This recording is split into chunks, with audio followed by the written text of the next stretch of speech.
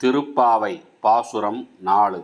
ஆழிமலை கண்ணா ஒன்று நீ கைகரவேல் ஆழியுள் புக்கு முகந்துகொடு ஆர்த்தேரி ஊழி முதல்வன் உருவம்போல் மெய்கருத்து பாலியன் தோளுடைய பற்பனாவன் கையில் ஆழிபோல் மின்னி வலம்புரி போல் நின்றதிர்ந்து தாளாதே சாரங்கம் உதைத்த சரமலை போல் வாழ உலகினில் பெய்திடாய் நாங்களும் மார்கழி நீராட மகிழ்ந்தேலோர் எம்பாவாய்.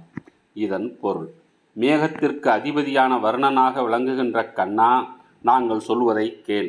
உன்னிடம் ஒரு சொட்டு தண்ணீரை கூட வைத்து கொள்ளாதே.